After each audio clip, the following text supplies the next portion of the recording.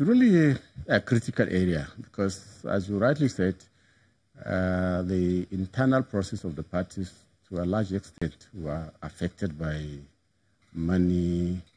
And if you look at the ruling party in particular, both actually the two major parties in particular, where money played a major role in throwing up candidates, which means the public will not be getting the best of the candidates because maybe the better ones wouldn't have been able to generate the kind of resources to buy their ways through.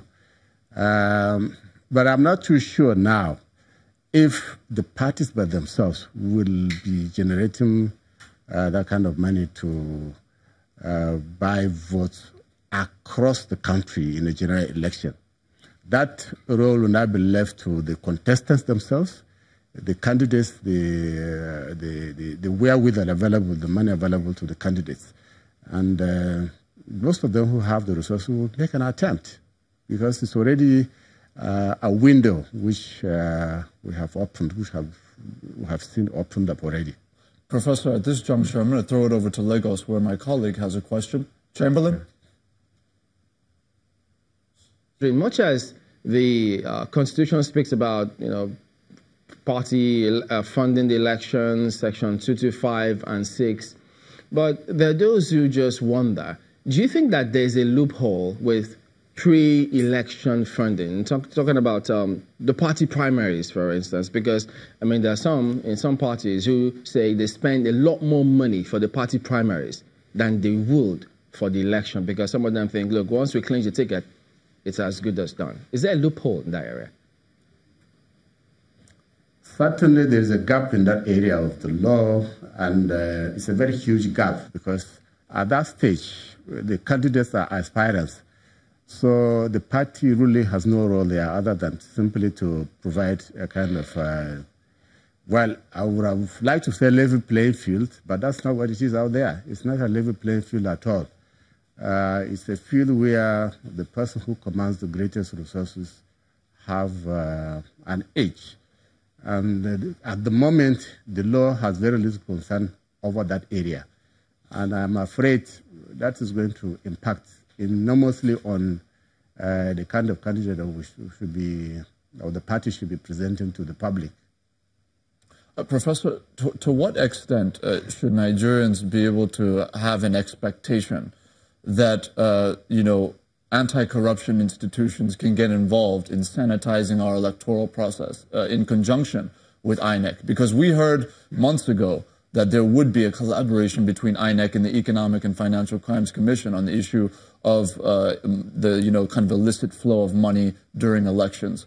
We haven't seen much in terms of anti-corruption agents on the ground during electoral processes, maybe not within the booths, because, of course, that's not stipulated by the Electoral Act, but certainly in the environment, alongside the police, for example. Why is it that we have not seen the kinds of tangible implementation that we have expected based on the commitments that has been, kind of offered to Nigerians?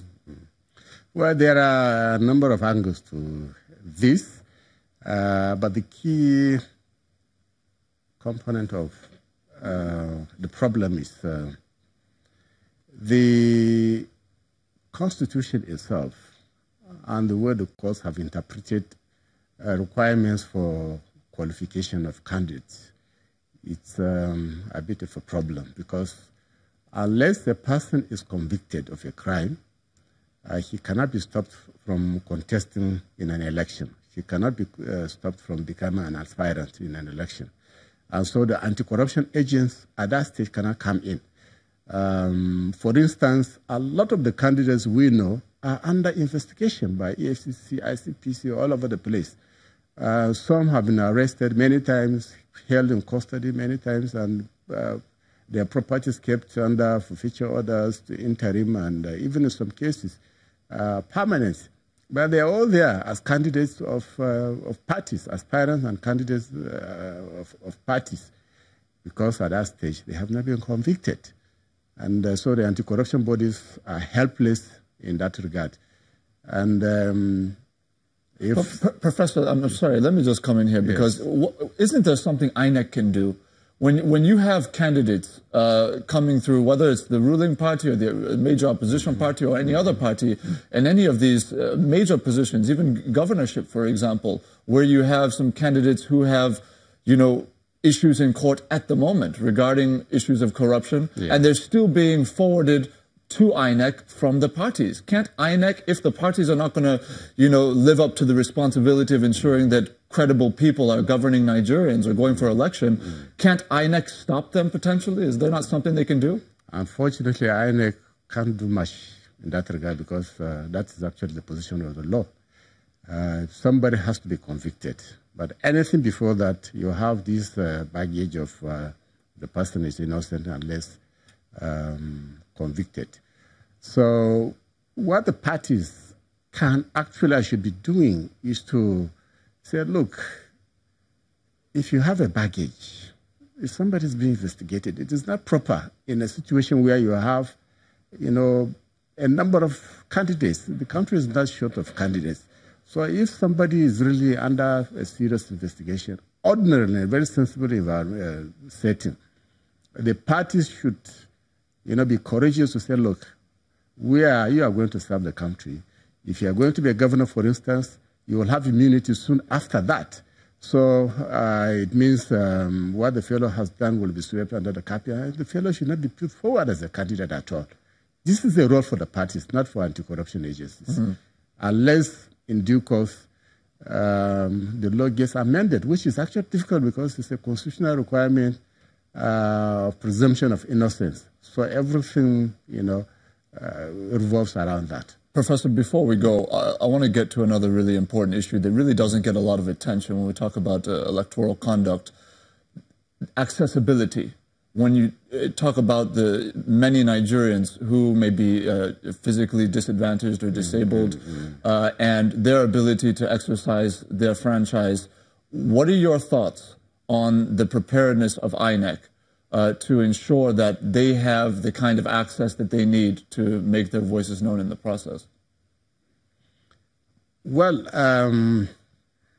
as citizens of Nigeria, at the moment, there's no disability really from them exercising their franchise. And maybe the major problem will be the physical logistics on the part of INEC to ensure that they are able to take themselves to the various voting places and be able to vote.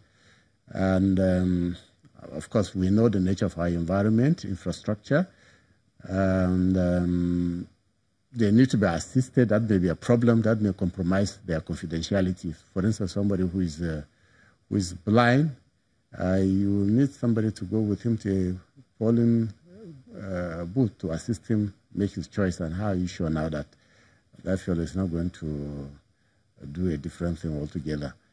But in terms of principle, I'm aware some of the parties, for instance, APC, I'm aware even in their structure, they have space for leadership for this kind of people, what they call people with disability. They are supposed to have part of the officials. Professor, unfortunately, we've run out of time.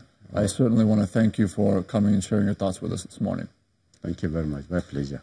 I have been speaking with a former Director General of the Nigerian Law School and a Senior Advocate of Nigeria, Professor Tahir Mamman. At this juncture, we will take a short break. Our viewers, please do stay with us.